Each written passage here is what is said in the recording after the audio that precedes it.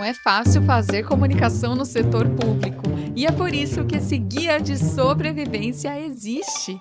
Bota logo aí seu cinto de segurança, porque o nosso trajeto hoje está em alta velocidade e cheio de coisas incríveis para você ver pelo caminho. Eu sou a Aline Castro, sou jornalista, servidora pública e operadora dessa nossa máquina aqui, que eu me habituei a chamar de guia de sobrevivência, gerada sempre com o objetivo de te manter na rota da comunicação útil e voltada para a cidadania.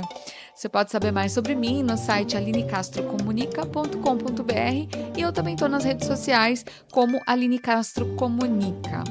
Agora, como os caminhos sempre ficam muito mais interessantes quando a gente tem uma boa companhia, eu também te convido a conhecer a Associação Brasileira de Comunicação Pública, a ABC Pública. E aí, quem sabe você pega carona nesse nosso time que, modéstia à parte, é bom demais.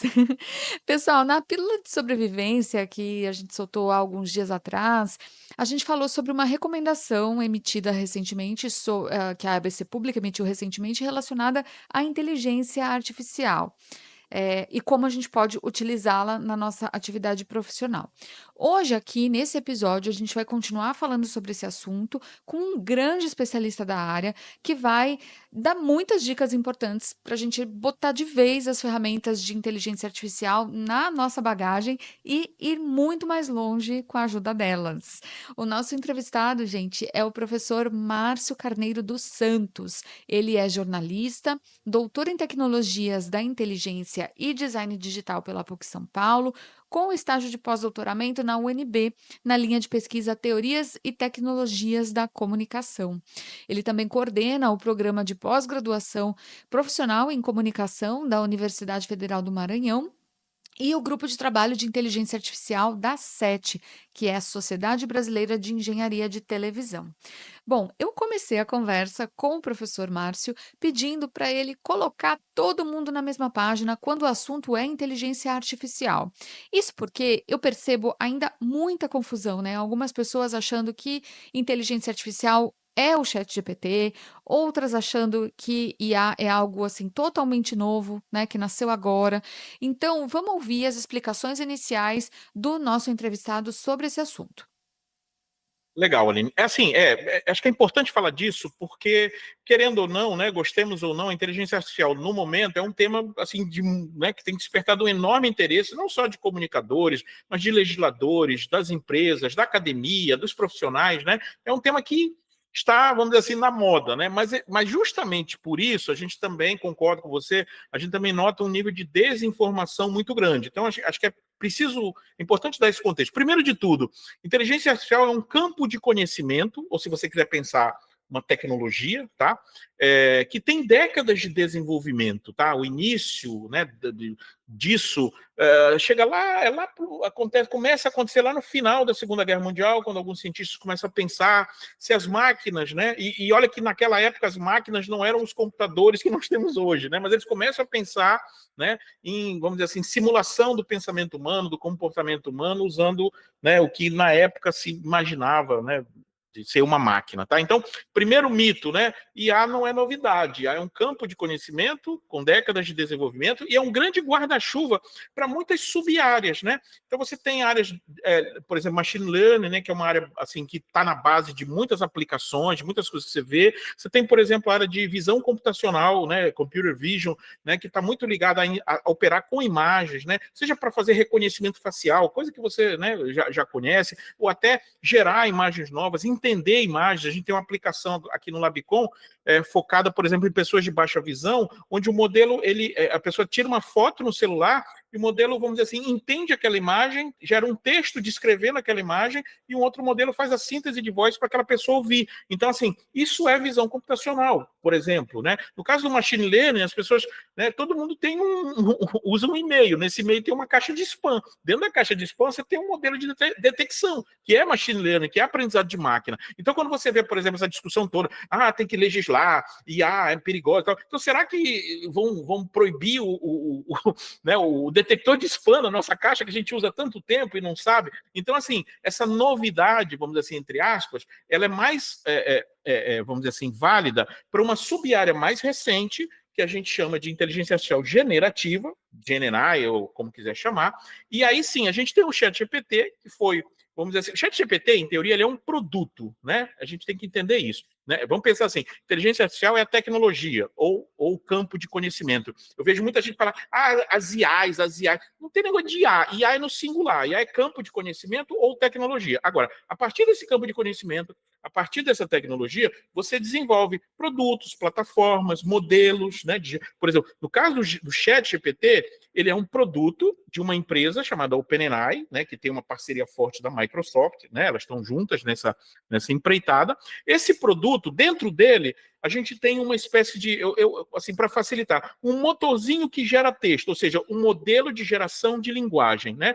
Esse motorzinho que gera texto, que é o GPT, né, eu posso botar ele está lá dentro do ChatGPT, que é um produto que, assim, ele é um bot que conversa com você. Então, eu tenho um modelo GPT embalado, né, numa interface de bot que conversa, e esse é o produto ChatGPT. Eu tenho o Gemini, que era o antigo Bard do Google, né, Gemini, que aí já são os modelos de geração, né, do Google, que o Google desenvolve, tá? E que está sendo aplicado em todo o ecossistema de produtos do Google, como o próprio GPT está sendo aplicado em todo o ecossistema de produtos da Microsoft. Né? Então você vê, no caso, em cima do GPT, né, você já teve uma mudança no Bing, no Edge, o Copilot, que já é um produto novo da Microsoft. Tudo isso, então, é o modelo de linguagem colocado em produtos. O Google está fazendo a mesma coisa, Big Techs estão operando com isso.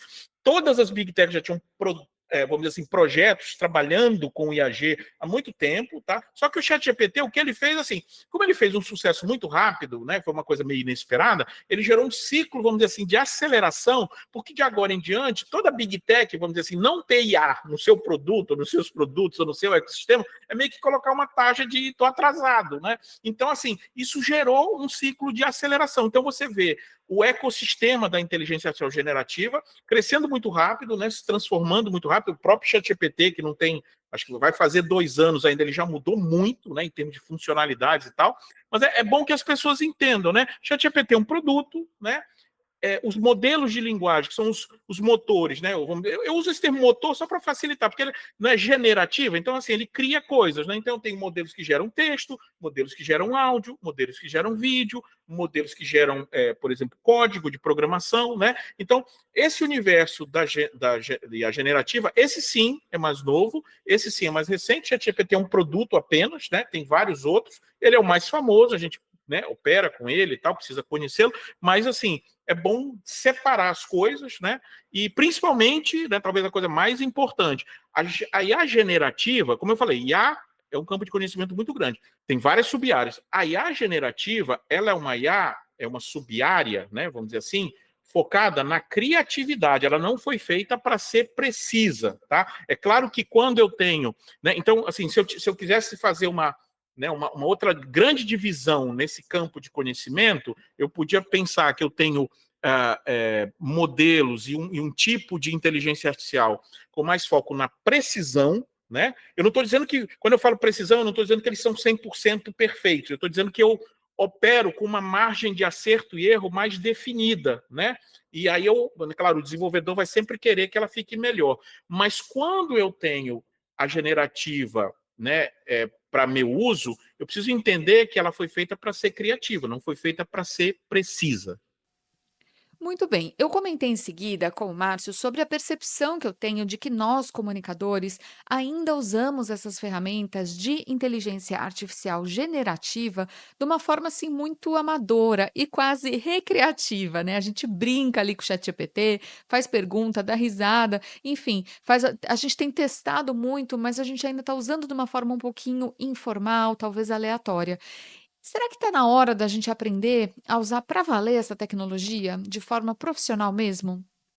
Bom, eu faço muita palestra, né? A gente tem curso, a gente tem, enfim, a gente tem um programa de treinamento em IAG em 3 níveis, né? Que a gente aplica, tem curso online, enfim, a gente tem muito material, né? E, claro, o nosso foco, até pela questão do mestrado, né, da parte acadêmica, é o uso mais profissional. Eu sempre digo nas palestras, todo mundo pode brincar à vontade com o ChatGPT, ficar falando com ele o dia todo, mas se você ficar falando com o ChatGPT o dia todo, provavelmente seu chefe vai te demitir, porque ele, né, de repente você já usa o WhatsApp para coisas pessoais, você já olha as plataformas de mídias sociais dentro do trabalho, porque é uma curiosidade incontrolável. Se você começar a falar com o ChatGPT o dia todo, né, sem treinamento, né, de uma forma, né, como se chamou, recreativa, você vai perder o emprego, você vai ficar o dia todo, ChatGPT, faz isso, ChatGPT, né? Então, assim, um dos nossos objetivos dentro do nosso trabalho é justamente desenvolver a formação profissional, né? Porque o uso dentro das organizações, o uso por profissionais é totalmente diferente. Vou te dar um exemplo, né? Bem simples para nós, né, da comunicação e tal. Se você for no YouTube, né, tem 300 caras te dizendo assim, não, você vai ficar rica porque o ChatGPT gera conteúdo para mídias sociais, né, fácil, não sei o que e tal. Então, claro, todo mundo pode chegar para o ChatGPT e dizer assim, ChatGPT, você poderia fazer um post no Instagram para mim, não sei o que, pá.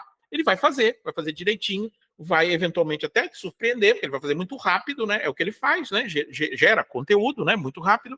Mas se você perceber, à medida que você for usando, você vai entender que se você não pedir, né, o seu pedido, né, o que você pede para ele, né, você pode pedir de diversas formas. Então, o amador, normalmente, ele faz esse tipo de pedido, uma coisa muito genérica. E ele também, aí o que vai fazer? A ferramenta ela vai te devolver uma resposta também muito genérica. E aí o erro é, você pensa que está usando IA para ter um diferencial estratégico ou no seu conteúdo, ou na sua organização, e na realidade você está caindo na vala comum, porque o que ele vai te entregar é o que ele entrega para 10 milhões de pessoas no mundo, tá? Esse é um problema. Então, assim, sim, a gente precisa de treinamento, sim, a gente tem que trabalhar, por exemplo, com a ideia do prompt design, né? Ou seja, um conjunto de técnicas, né? Para que eu tenha, né, assertividade maior. Eu preciso operar com algumas coisas que as pessoas normalmente não falam, templates, modelos. Por quê? Né? Por que eu estou falando isso? Eu te falei, a IA generativa ela foi feita para ser criativa. Ora, então, eu sempre digo nas oficinas, se eu estou trabalhando numa área onde a qualidade da informação é crítica, jornalismo, ciência, educação, tá? Eu posso usar IAG? Posso, mas com muito cuidado, revisando tudo, porque ele pode se confundir. Isso está lá embaixo do ChatGPT desde o início, tem essa observação. Qualquer ferramenta de IA generativa, ela vai ter esse alerta, né, de que ela necessita de revisão, tá? Então, assim, quando eu vejo as pessoas usando, por exemplo, agora muito ChatGPT como buscador, né? Agora ele está acessando a internet, mas ele não foi feito para isso. Eu vejo as pessoas, né, no início, né, tinha gente né, da mídia, gente até da academia, né? Eu testei o ChatGPT, ele errou.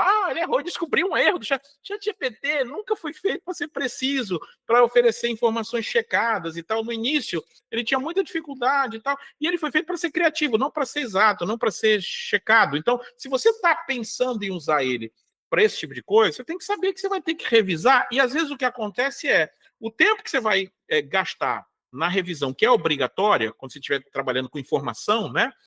Às vezes não compensa você usar. Tem muita gente, né, que, por exemplo, começou a usar o ChatGPT nessa versão recreativa, usou, e hoje não está usando mais. Por quê? Porque não conseguiu evoluir, né, nessa relação e começar a incorporar nos seus processos de trabalho, de produção, os ganhos que a IA generativa pode te oferecer, que são ganhos de produtividade, né? Ou seja, você vai fazer mais volume, mais rápido, com mais variedade, né? E dentro do que você puder extrair dele, principalmente com criatividade, né? Como assim, com sugestão de ideias, com ideação, é como se fosse um assistente para te dar brainstorm, né? Ou também para reconfigurar coisas que ele faz muito bem. Onde tem que, vamos dizer assim, abrir o sinal de alerta é quando você está usando essa ferramenta para lidar com informações e você precisa dessas informações de forma precisa. Ele pode te ajudar? Ele tem uma base de treinamento monstruosa? Tem. Bilhões de documentos. O problema não é a base, que é monstruosa. O problema é a forma como ele usa essa base, né?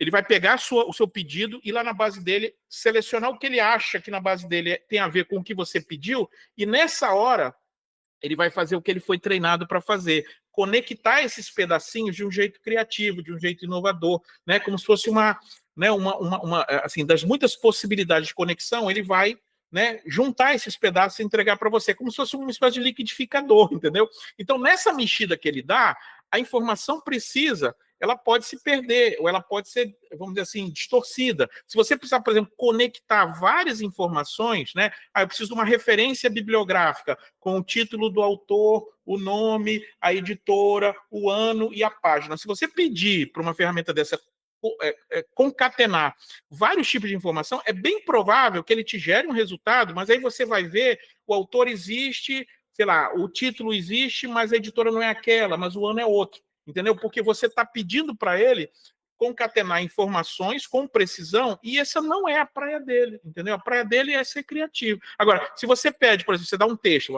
eu sou um jornalista, eu redigi um texto, né?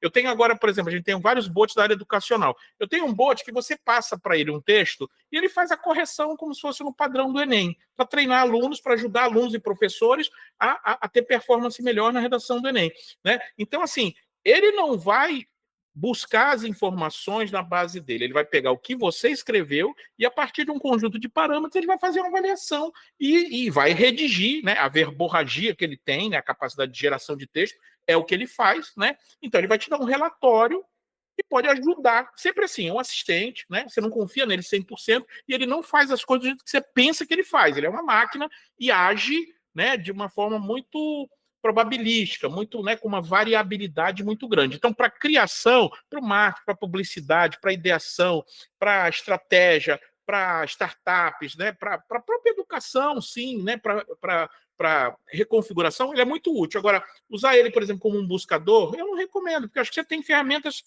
que fazem isso e que vão te dar resultados mais precisos. Você pode usar ele? Pode, mas aí tudo que ele te mandar, você vai revisar. Bom, o professor Márcio já citou aqui alguns usos da inteligência artificial generativa, né, que a gente pode fazer em atividades ligadas mais à criatividade ou à produtividade, mas eu pedi para ele exemplificar isso ainda mais. Em quais tarefas essa tecnologia pode ser útil para nós, jornalistas e profissionais de comunicação? Vamos ouvir. Sim, você pode fazer várias coisas. Por exemplo, vou te dar algumas sugestões. Vamos dizer que você é uma redação grande, tá? E aí você recebe, você gera conteúdo, né? E todo o seu conteúdo, claro, você vai estar olhando ou recebendo de alguma forma o engajamento, né, de pessoas, comentários dessas pessoas sobre o teu material, né? Se a sua operação é muito grande, de repente você começa a ficar começa a ficar complicado para você, primeiro, responder esses comentários, essas coisas, ou principalmente extrair dessa massa grande de textos insights que sejam úteis para a sua operação, né? De repente, as pessoas têm muita curiosidade sobre determinado tema, ou criticaram muito a abordagem que a gente fez naquele coisa. Então, eu posso lidar com volumes grandes de texto, tá? E usar esse tipo de ferramenta para extrair padrões, por exemplo, né? Isso é uma coisa que não é necessariamente da generativa, mas você pode fazer isso, por exemplo, com o ChatGPT.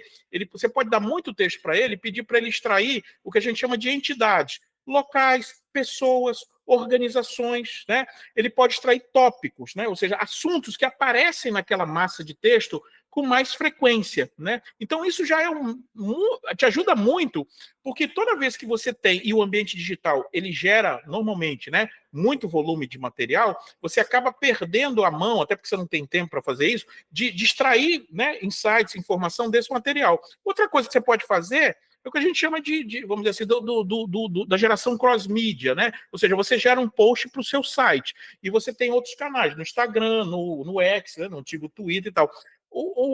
Uma ferramenta dessa, ela pode reconfigurar o teu texto original, né, para todas as saídas, para todas as portas de contato que você tiver com o teu público e adequar elas, né? Para o Instagram, então ele vai extrair, ele vai gerar o texto, adequar, vai gerar hashtags, vai botar emojis e tal, então ele adapta as saídas. Então, assim, isso pode ser muito útil também. Eu posso, se eu quiser, com um pouco mais de cuidado, né, eu posso lidar com essa pessoa que está do outro lado, né, oferecendo para ela informações, oferecendo para ela conhecimento, ou respondendo perguntas frequentes. Essa é uma das áreas, né, na relação com o usuário, com o consumidor, onde a IAG tem um potencial enorme. Claro que, nesse caso, você tem que ter muito cuidado. Tem um case aí de uma loja de carros americana, ela botou o ChatGPT no WhatsApp para atender cliente. Então, ele vendeu um carro de 100 mil por 10 mil. É aquela coisa, né?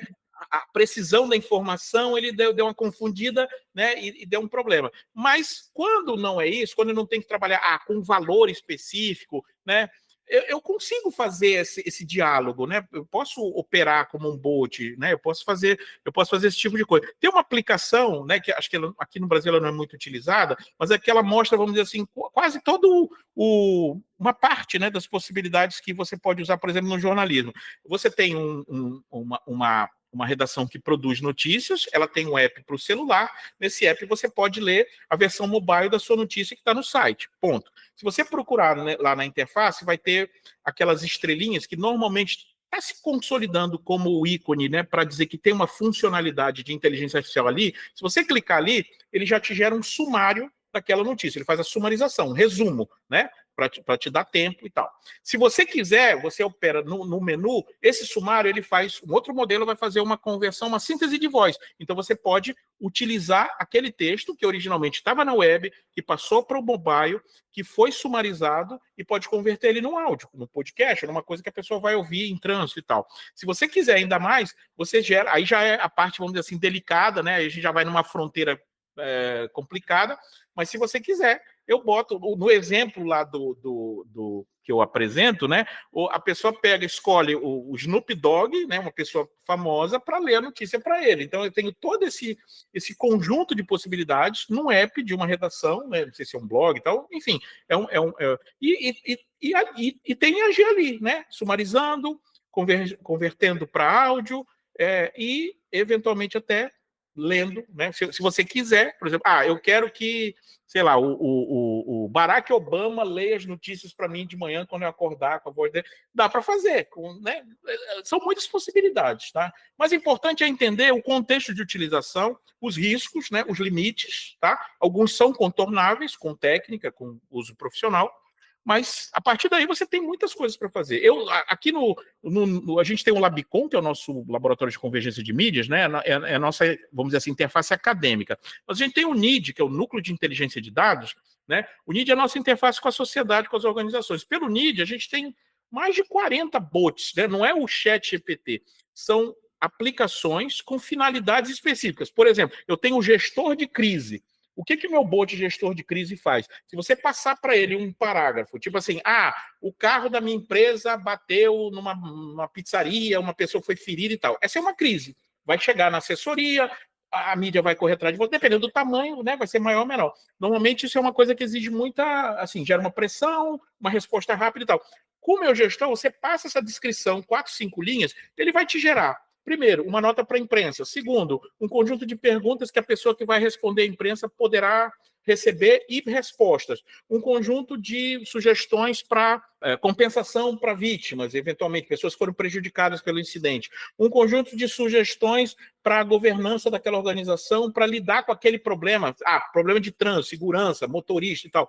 Mudar isso, né? Uma sugestão de campanha de melhoria da imagem. Então, assim, é um bot, né? Usa um motor de geração de texto com uma finalidade específica e você não precisa ficar falando com ele, ChatGPT, você podia fazer isso. Não, você diz, aconteceu isso e ele vai te gerar 10 subprodutos que você pode consolidar num relatório de crise para você entregar para o seu chefe em 10 minutos. Claro que nem tudo vai ser útil, vai ter coisa que não tem nada a ver, tem coisa que você já sabe, mas com certeza vão aparecer ideias que você vai dizer assim, poxa, mas isso aqui eu não tinha pensado, né? Esse é o grande papel da IAG nos processos. Enquanto eu ouvia o professor Márcio, eu pensei assim: "Eu quero. Como que eu faço essas configurações, pelo amor de Deus? Será que dá para fazer nas versões gratuitas?"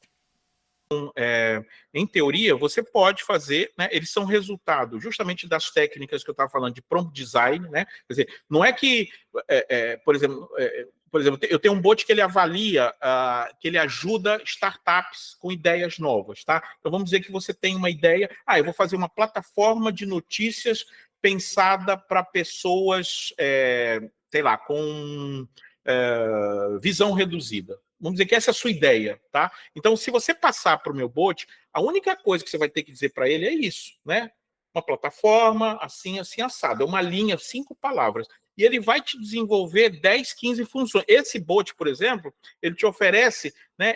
Assim, numa startup você tem que ter ajuda de vários profissionais, ele é multidisciplinar. Então, ele primeiro te dá, eu posso te ajudar como dono, como cara de marketing, como pessoa de venda, como analista de de design, enfim, ele te dá 8, 10 funções, você escolhe uma e aí ele começa a operar com você nessa linha. É claro que para eu conseguir isso, por trás desse bot, eu tenho o quê? Eu tenho um prompt que basicamente é um texto, um conjunto de instruções, tá? Muito bem desenhado, testado. Depois que isso está funcionando, ele opera como um template, né? Ou seja, eu só mudo o tema, ou no caso a ideia, ou no caso da redação do Enem, a redação. E aí eu tenho sim produtividade, né? E, por exemplo, nessas formações que a gente, né, oferece, a gente tem justamente o treinamento de prompt design, porque na hora que você consegue desenhar seu prompt e ele está operando bem, você mesmo coloca num ambiente de teste ou em algum lugar e você vai operar com ele tranquilamente, né? Esse é o uso profissional.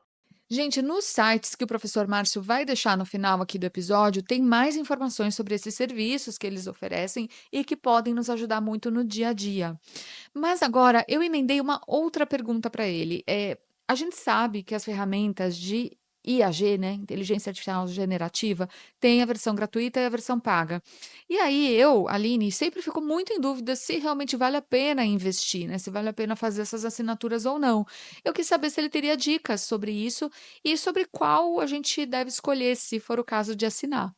Dica número 1. Primeiro, esse é um ecossistema muito novo, que está em expansão, em transformação muito forte. Então, assim, o que você tem hoje? Você tem alguns caras muito grandões, no caso, ChatGPT significa OpenAI mais Microsoft. Então, você tem por trás, né, uma estrutura muito grande. Gemini, você tem por trás o Google, né?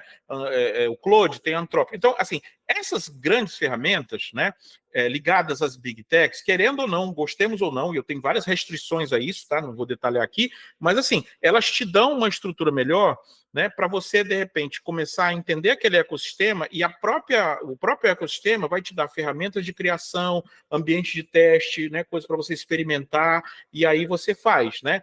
Por exemplo, hoje eu uso o ChatGPT, eu pago, né, os $20, né? E o negócio da OpenAI não é os $20, né? É mais o serviço da nuvem, né? Se você quiser eu detalho isso, mas a guerra grande das Big Techs não é pela assinatura dos $20, é por botar o motor deles no maior conjunto de lugares ou de aplicações possíveis, né? Porque aí eu dou uma escala e eu ganho dinheiro do consumo de processamento na minha nuvem, né? Basicamente é isso. Mas assim, eu uso o ChatGPT para texto e agora para imagem também, alguma coisa, né? E uso o Midjourney para geração de imagens, que eu acho que é a ferramenta melhor. Tem soluções para isso gratuitas? Tem, não tem problema. Muitas plataformas novas que você vai ver, na realidade, o que está por trás é o motor GPT da OpenAI e Microsoft, ou é o motor do Gemini, da família Gemini, do Google. Então, às vezes, você tem um conjunto muito grande agora de startups que estão começando, às vezes, com o intuito de receber aporte de dinheiro ou ser compradas, né? Então, assim, nessas muito novas, eu não recomendo a pessoa assinar, principalmente porque quando ela começa a trabalhar com isso, ela acaba botando uma parte da produção dela, eu estou falando de uso profissional, né? Naquela plataforma e tal, e de repente aquilo acaba e tal. Então, recomendaria ir vamos dizer assim, nos ecossistemas, vou usar esse termo, né, ligado aos grandes, né? Por quê? Porque eles estão comprometidos em desenvolver, eles estão numa guerra por desenvolvimento, né? E eles vão te dar muitas ferramentas em todos os níveis. Por exemplo, eu não sou programador, eu não sou nada. Tudo bem, você pode, dentro do ecossistema da OpenAI, eu não estou ganhando dinheiro para vender nada aqui, tá? Eu estou falando como usuário, tá bom? Uhum. Então, dentro do ecossistema da OpenAI, se você é um assinante de GPT, você pode criar esses bots que eu estou te falando, que são os GPTs, né? Então, você pode criar e você pode oferecer acesso ou só para você, ou para pessoas que você seleciona, ou botar numa loja pública, como se fosse uma loja de aplicativos, né? Você tem essas possibilidades. O Google vai te oferecer alguma coisa semelhante. Se você é um desenvolvedor, programador, você pode criar aplicações, né, com mais, vamos dizer assim, customização melhor, né? A gente trabalha nesse nível também, mas o legal da IA generativa, principalmente para nós da comunicação, é que a interação feita com ela é em linguagem natural, ou seja, você não precisa, né? Você não precisa. Antigamente, para usar o modelo de AG, você tinha que ser um programador, de alguma forma, né? Você tem que operar. Com a generativa, você interage usando o texto, que é o prompt. Agora, lembrando, esse prompt tem que ser desenhado, porque o prompt muito comum, né, não vai te dar grandes resultados. Bom, já falamos aqui um pouquinho sobre os riscos dos usos da inteligência artificial, mas eu fiz novamente a pergunta para o Márcio, porque eu acho também que esse é o grande foco da recomendação que a ABC Pública emitiu, não é? E nunca é demais a gente reforçar esses pontos. Vamos ouvir. Como eu falei no início, IA generativa foi feita para ser criativa, não foi feita para ser precisa. Então, se você tem algum processo, né, que de repente você acha que você quer automatizar, e automatizar não significa necessariamente usar inteligência artificial, você pode automatizar com código, com outras coisas, né? Você pode usar um modelo, um algoritmo de machine learning, como eu falei do caso do spam, né? No caso das recomendações, né? Por exemplo, no e-commerce ou na sua plataforma de streaming, né? Você vive recebendo recomendações. Isso é machine learning, é algoritmo de recomendação, mas isso não é IAG. Né? Não é generativa, né? Então você tem que entender um pouquinho onde é que dá, onde é que não dá. Um mito muito grande, né? Aquele imaginário que todo mundo pensa no mundo profissional é assim: o legal o que que é? É você ficar na rede tomando água de coco e a máquina fazendo tudo no automático para você e você não trabalha mais. Isso é um mito, isso não existe, tá? Primeiro, se for generativa, tudo que ela fizesse de curadoria, de revisão humana. Eu não conheço nenhuma marca grande que esteja, por exemplo, postando no automático o que o ChatGPT faz para mídias sociais, que é a coisa mais comum do mundo, porque uma palavra com duplo sentido ou fora de contexto pode gerar um dano para essa marca tão grande que não vale a pena você achar que vai botar no automático e não vai trabalhar mais. Não vale a pena, tá? Não vale. Né? Você precisa revisar. Agora, claro que, por exemplo, eu tenho um bot chamado Copywriter. Ele não faz. O post ele faz depois, quando você pede. O que ele te dá, né, é a parte de você só dizer assim: a minha organização, sei lá, eu sou uma imobiliária né, que trabalha com imóveis de alto valor. O que ele vai te fazer? Ele vai sugerir nomes, ele vai fazer uma carta de apresentação, ele vai gerar um avatar do teu possível cliente, ele vai fazer uma lista de possíveis, vamos dizer assim, ganchos de abordagem da tua comunicação. Essa pessoa, ela está desejando esse tipo de coisa, você pode, né, ele vai te dar lugares e estratégias para você conectar essas pessoas, ele vai te dar objeções e como, né, argumentar, ou seja, ele vai te dar todo um planejamento estratégico, que a comunicação profissional, ela não é essa coisa que as pessoas pensam que é só, vamos dizer assim, mais utilitária, né? Eu tiro a foto, eu escrevo o texto. Isso aí, né, vamos dizer assim, é o nível mais operacional da comunicação. A comunicação hoje é uma coisa importante e ela tem que ter uma visão estratégica. Então, por exemplo, esse bot ele pode te ajudar a entender, a ter um planejamento estratégico para a comunicação do seu negócio, da sua organização, e a partir daí, depois que ele te dá 100 coisas, né, 100 dicas, 100 parâmetros, aí você diz assim: eu vou pegar esse item aqui, agora faz 10 posts para mim, mas assim, já em cima de um contexto, de uma coisa pensada, entendeu? Achei super importante isso que o professor Márcio nos trouxe sobre a gente pedir ajuda da inteligência artificial, mas em cima de uma estratégia de comunicação, né, pessoal? Ou seja, não fazer um uso aleatório, criar um post aqui, um texto ali, é sempre dentro de um objetivo maior de comunicação que a gente quer construir. Bom, nosso entrevistado emitiu mais alertas aí sobre os riscos, então vamos escutar. Dos dados, né? Isso vai para a plataforma, né? Então, determinadas empresas têm restrições, assim, tá, mas eu vou passar para a nuvem da Microsoft ou para a nuvem do Google, documentos sensíveis ou dados da minha empresa que eu não gostaria de. Tá, essa é uma questão, tá?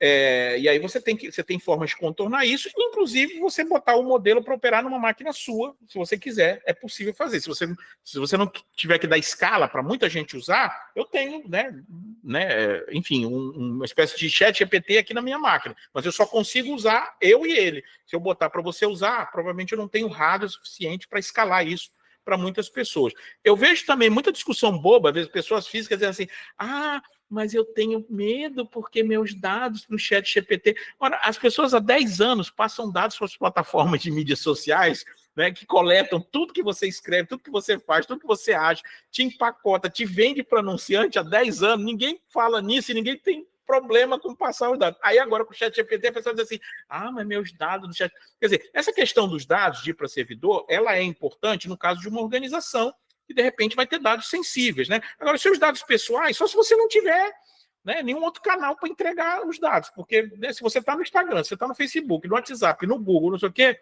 sinto dizer, né, mas você está entregando seus dados, né, há muito tempo, sem saber, e as pessoas estão, as plataformas estão monetizando em cima desses seus dados. Agora a gente vai ouvir mais uma dica do professor Márcio sobre como a gente pode deixar as ferramentas de inteligência artificial generativa mais inteligentes, digamos assim. Por exemplo, um problema grave. A base do ChatGPT ela é enorme, tá? Mas de repente ela não tem, sei lá, a ABC Pública, é uma entidade brasileira e tal, barará. Pode ser que o ChatGPT saiba que ela exista? Pode, mas provavelmente ele não vai saber muitos detalhes. Se ele conseguir acessar a internet, ele pode puxar alguma coisa de lá, mas ele pode misturar e se confundir. Então, assim, nesses casos, quando você precisa que o modelo opere com os dados mais precisos, uma das estratégias que a gente chama de RAG, essa eu não vou detalhar aqui, mas assim, em vez dele ir buscar a informação na base dele, que é grande, que ele normalmente confunde quando traz, mistura quando traz, você dá para ele uma base menor com os seus dados, com os dados que você quer que ele opere, da sua organização, da sua operação e tal. E aí você vai dizer, ó, olha para esses dados, quando você precisar de informação, os dados estão aqui, nessa base minha. E aí ele usa a verborragia dele só para concatenar o que ele faz e te entregar um texto, um relatório e tal. Isso é um uso mais profissional, tá? Porque, no geral, ele vai usar sempre a base dele de informações, que é monstruosa, mas o risco dele confundir é grande. Então, isso você contorna com estratégias como RAG e outras, né, para minimizar essa probabilidade de confusão dele. Discriminativa, aí a estratégia é diferente, o cenário de utilização é outro. Para direcionar para uma base que eu tenho, eu posso colocar, por exemplo, num URL, num Drive, alguma coisa assim, ou não é Sim, isso? sim, sim. Vamos dizer assim, ó, eu vou te dar um exemplo que agora já está superado, mas assim, antes da última atualização da base do ChatGPT, né, eu sou coordenador, né, você falou do GTDA da SET, né, SET Sociedade Brasileira de Engenharia e Televisão. Há uns 6 meses atrás, 8 meses atrás, né, quando eu comecei, o GT, que ele é novo, eu botei no ChatGPT, né, o que é SET? Aí ele, SET, em inglês, né, porque eles são treinados em inglês, tá? Ele fala português, mas é um layer a mais de tradução, entrada e saída, mas assim, a base fundamentalmente é inglês. Então, SET tem vários significados. Aí eu botei SET no Brasil, ele me deu várias siglas, mas ele não conhecia a SET, Sociedade de Engenharia de Televisão, né? Agora ele já conhece, porque ele foi atualizado, acesso à internet e tal. Mas quando você tem situações assim, e elas são bem comuns para organizações, né? Ou seja, ele tem algum conhecimento sobre a sua organização, mas não tem os detalhes, não tem os parâmetros. Então, o que você faz? Hoje em dia, no próprio ChatGPT, você cria um documento ou um conjunto de uma pasta com um PDF. O que eu fiz para resolver esse problema da SET? Eu gerei um PDF com o regimento da SET, um documento.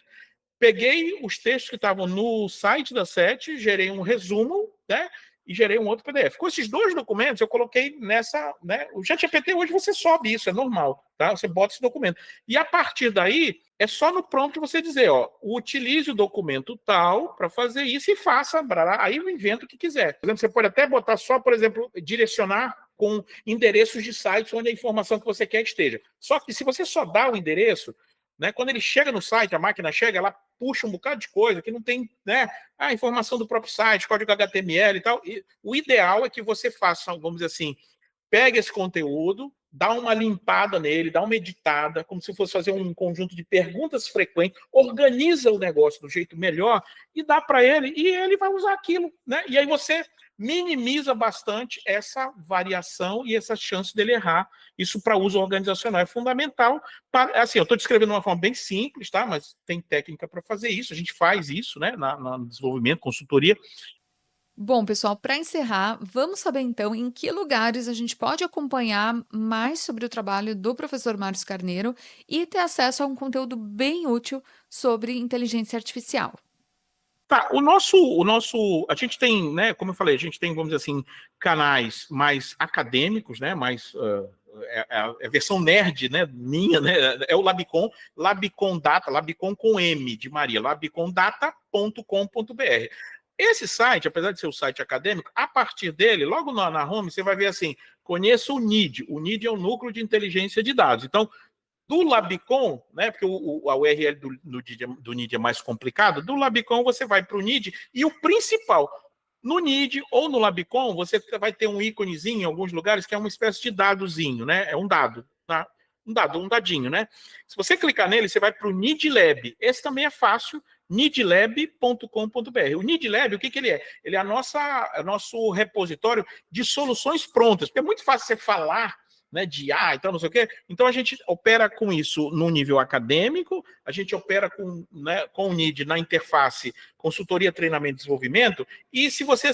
Tá, mas quem são esses caras? Eles sabem o que eles estão falando? Esse professor, será que ele não é só... Tá, então você vai no Lead Lab, que aí a gente tem aplicações diversas que você pode usar, assinar, que você pode licenciar, por exemplo, né? Eu tenho uma plataforma para nutricionistas. Eu quero ter uma plataforma dessa com IA e tal, mas eu não quero para a clínica que o NID fez, eu quero a minha. Então, você tem possibilidade de utilizar isso, e a nossa forma, vamos dizer assim, de tangibilizar esse conhecimento e demonstrar que a gente... Né? Porque é o único caminho, tá? Assim, tem muita gente falando aí, filosofando sobre IA, pode filosofar à vontade, mas é uma situação que a gente precisa realmente de experimentação, é o que o Labicon faz. A gente testa extensivamente tecnologias, né, para ver onde é que dá para usar, onde é que não dá, né, e mapear isso para que os outros venham e consigam, né, utilizar isso de uma forma mais rápida, mais assertiva e tal. Produtos, né, nidlab.com.br, lá tem curso de AG, né, tem curso de dados, tem todo tipo de coisa, geração de imagem, tem a parte de aplicações, tem a central de jingle, né? Não, eu quero fazer um jingle para política e tal. Só bota, tem exemplo lá meu. Eu só o prompt é assim: candidato Márcio, o slogan é saúde, educação, eu quero no pagode e não sei o quê. Eu dou isso aqui e ele faz lá um jingle. Tem lá um exemplo, né? O cara, eu não sou candidato a nada, tá? Isso é só para demonstração, mas se quiser, escuta lá. Vai no nidlab.com.br, clica lá em central de jingle, você vai escutar 2 jingles de campanha para um candidato fictício, no caso eu, né, concorrendo a prefeito, isso é mentira, tá? Mas apenas tudo para demonstração. Gente, tempo super estourado aqui, o resumão vai ter que virar um resuminho. O que eu mais queria que vocês lembrassem desse episódio, que a IA generativa, ela pode ser incrível para aumentar nosso potencial de criação, a nossa produtividade, mas ela não é sinônimo de pedir coisas para o chat GPT. Para a gente usar profissionalmente essas ferramentas, a gente precisa de técnica e de muita responsabilidade. Isso inclui revisão e um olhar atento a tudo que os GPTs criam. Por quê? Porque pode ter informação errada, pode ter até informação preconceituosa muitas vezes, reforçando alguns estereótipos, coisas que a gente não quer de jeito nenhum na comunicação pública. Gente, eu queria agradecer demais ao professor Márcio Carneiro. Na descrição do episódio tem link para os sites que ele citou aqui. Eu sugiro que você conheça, que explore mais esse universo. E eu espero que você faça bom uso dessas novidades que estão chegando. E, por favor, me conta sobre como você vem usando essas ferramentas no seu dia a dia de comunicador do setor público. É só você me procurar lá nas redes sociais como Aline Castro Comunica. Eu vou adorar trazer seu case aqui no podcast.